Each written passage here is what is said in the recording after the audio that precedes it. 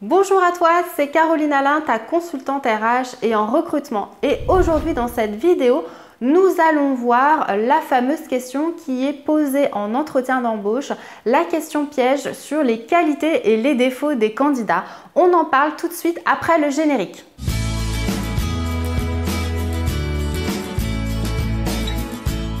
Alors si toi aussi tu es à la recherche d'un emploi, n'oublie pas de télécharger le modèle de CV gratuitement via le lien qui est sous la vidéo et si tu as besoin d'autres conseils en matière d'embauche, de t'abonner à la chaîne YouTube. Alors souvent le candidat, lorsqu'il prépare son entretien d'embauche, oublie de préparer la fameuse question des qualités et des défauts et il en fait les frais pendant l'entretien d'embauche.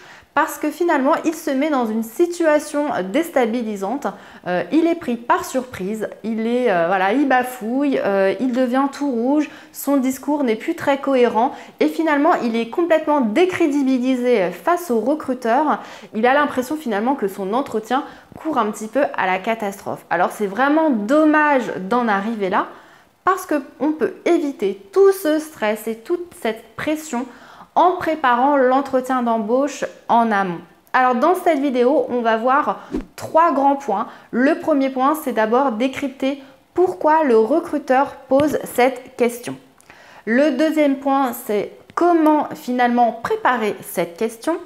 Et le dernier point, c'est des exemples que je vais vous donner, 5 qualités et 5 défauts que vous pouvez réutiliser ensuite en entretien. Je vous décrypte finalement qu'est-ce qui se cache derrière chaque qualité et chaque défaut. Ça va t'aider finalement à trouver des exemples concrets pour ton entretien d'embauche. Alors, premièrement, pourquoi le recruteur pose cette question? Il y a beaucoup de recruteurs finalement qui trouvent que cette question n'a aucun sens parce que tirer finalement des conclusions sur une personnalité d'un candidat à travers quelques qualités et quelques défauts qu'il va donner en entretien, il trouve que ce n'est pas très objectif et que ce n'est pas très probant. Pour que finalement cette question soit vraiment intelligente, intelligemment même posée, il faut que le recruteur couple les réponses avec une prise de référence. Donc déjà, l'intérêt de la prise de référence, c'est d'avoir un aperçu finalement de l'œil de l'ancien responsable, de l'ancien employeur du candidat. C'est quand même beaucoup plus objectif, puisque même s'il y a des points vraiment négatifs, dans ce cas-là, on ne pourra pas le cacher. Et ensuite, le recruteur peut aussi alimenter finalement ses réponses via un test de recrutement ou un test de personnalité qui vous fait passer en entretien d'embauche. Et ça permet finalement de mixer toutes vos réponses et de voir si votre discours est cohérent, si vous n'avez pas menti et si vous avez été sincère dans vos réponses. Pourquoi du coup le recruteur pose cette question ? Finalement, ce n'est pas tant le contenu, parce que le contenu, beaucoup de personnes vont trouver la même chose avec tous les exemples qu'on va trouver sur Internet et parce que les candidats ont du mal finalement à se différencier les uns des autres. Mais c'est plus aussi la manière dont il va répondre. C'est vraiment l'analyse de son comportement lorsque le candidat va être face à cette question.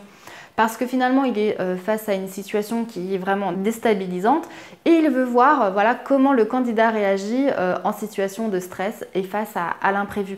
Voilà, ils essayent de vous mettre un petit peu dans une sorte de piège pour pouvoir voir votre réaction et voir si vous êtes finalement capable de vous en sortir et d'avoir une prise de recul, de voir un petit peu quel est votre esprit d'analyse également par rapport à cette question, si vous êtes capable de mettre des choses en place pour gommer un petit peu les effets négatifs de vos défauts. Alors la deuxième chose à savoir avant de préparer finalement cette question, c'est faire la différence entre qualité professionnelle et compétences professionnelles. Les compétences professionnelles, ce sont vos compétences techniques finalement.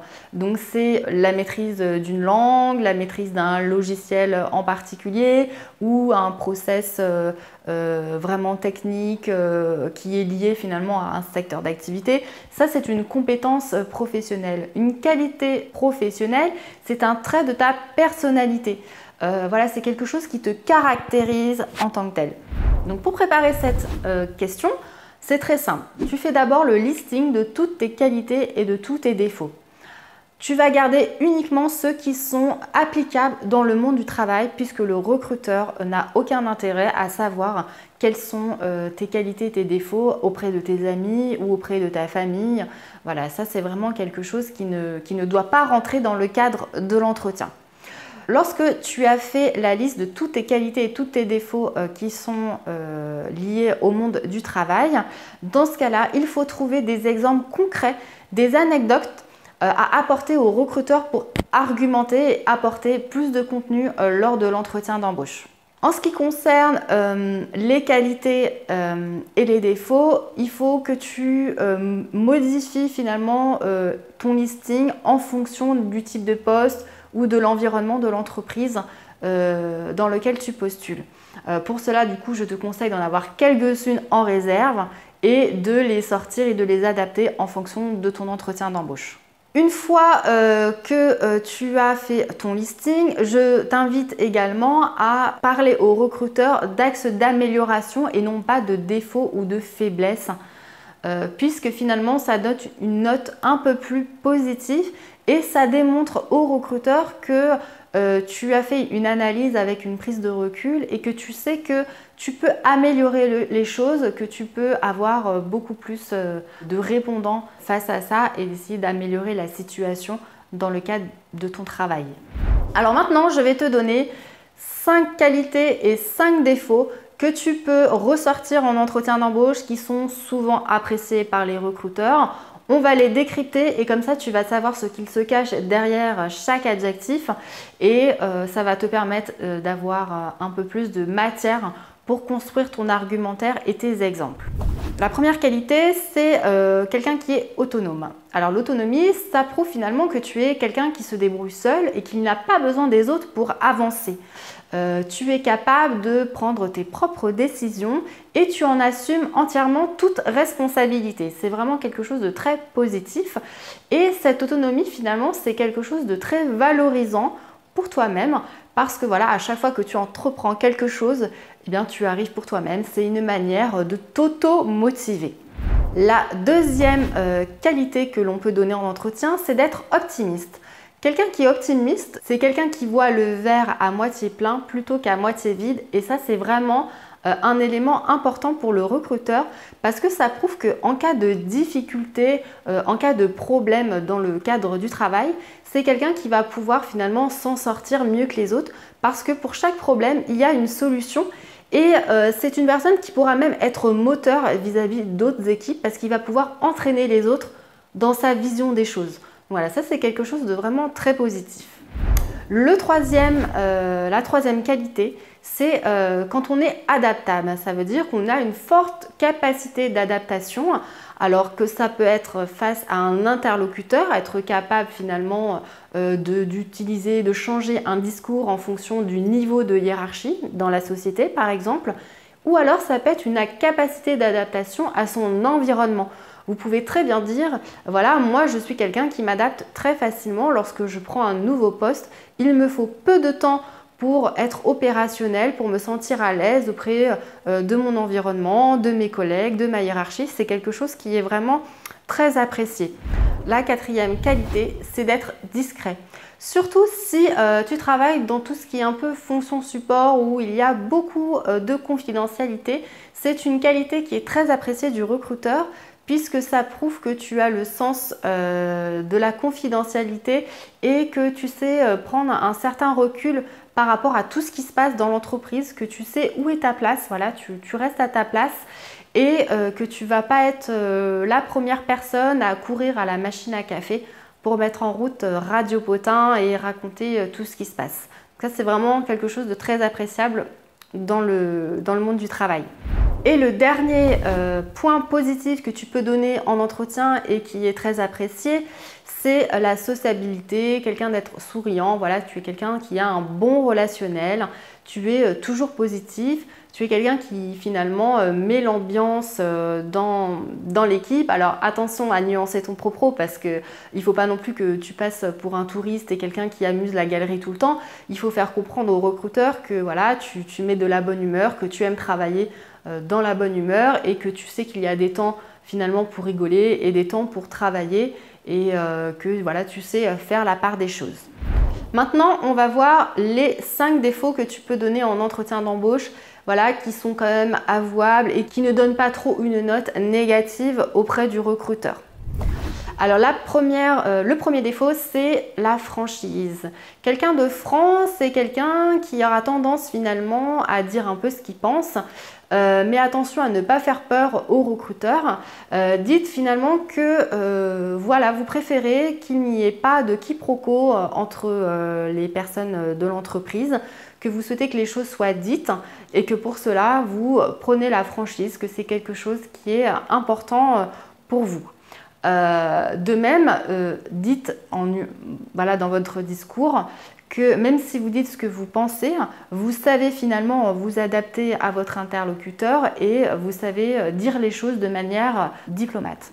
Alors le deuxième point négatif que tu peux dire en entretien, c'est dire que tu es méfiant. Alors qu'est-ce que traduit la méfiance? En fait, tu as tendance à prioriser ton point de vue par rapport à celui des autres parce que tu as du mal à accorder ta confiance. De ce fait, tu as cette obligation d'être encore plus sérieux que les autres puisque tu as un besoin de vérification des données qui te sont transmises avant de les retransmettre. Donc c'est quand même, ça donne un point positif de ta personnalité. Le troisième point que tu peux donner, c'est dire que tu es timide, alors que voilà, tu es discret, que tu ne parles pas beaucoup, mais que tu es efficace. Tu as besoin d'être dans ta bulle pour être productif et qu'il te faut un temps d'adaptation à ton environnement pour te dérider un petit peu. Et il faut vraiment délimiter ce défaut dans le temps et dire que lorsque tu prends tes marques au fur et à mesure, ta timidité s'efface. Alors l'avant-dernier défaut que tu peux donner, c'est dire que tu as un besoin de contrôle. Alors attention à ne pas paraître un peu trop obtus, strict ou même dictateur dans cette façon d'être. Voilà, il faut dire que ce trait de personnalité montre que tu aimes bien que les choses soient bien faites et à ta manière et que par exemple déléguer, c'est un effort supplémentaire de ta part puisqu'il va falloir que tu mettes en place des choses pour contrôler, mettre en place des points de contrôle pour vérifier que tout se passe comme tu le souhaites. Le dernier point négatif que tu peux donner en entretien d'embauche, voilà, c'est dire que tu as une nature plutôt anxieuse ou plutôt nerveuse, surtout face à une situation de présentation. Voilà, c'est un défaut humain que le recruteur peut complètement comprendre, surtout si tu mets des bornes, que tu expliques que finalement c'est dans une situation bien précise lorsque tu es face à un public, que tu as une présentation orale à faire et que pour atténuer cette anxiété qui est peut-être visible, eh bien tu fais en sorte en amont de préparer ton travail pour que ça ne se voit moins. En conclusion, voilà, tu as pu voir que finalement ce n'était pas la mer à boire. Il faut préparer son entretien d'embauche en amont pour éviter finalement d'être en situation de stress et ne pas savoir quoi dire finalement quand le recruteur te pose la question quelles sont tes principales qualités et quels sont tes principaux défauts. Ce qu'il faut retenir dans cette fin de vidéo, c'est que il faut absolument que tu donnes des qualités et des défauts qui rentrent dans le cadre professionnel, uniquement dans le cadre du travail et non pas dans ta vie familiale ou avec tes amis.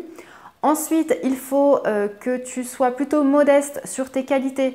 Ne sois pas trop présomptueux dans ta manière de présenter tes qualités, ça fait un petit peu trop pour le recruteur et ça peut être mal perçu. Et à l'inverse, il faut assumer tes défauts parce que tout le monde en a. L'essentiel, c'est de les présenter d'une certaine manière pour que ça puisse apparaître comme un avantage aux yeux du recruteur. Et enfin, il faut surtout venir avec des exemples concrets sur chacun des qualités, chacun des défauts pour que le recruteur finalement soit stimulé au niveau de son imagination et qu'il te visualise dans le cadre du travail et dans le poste à pourvoir.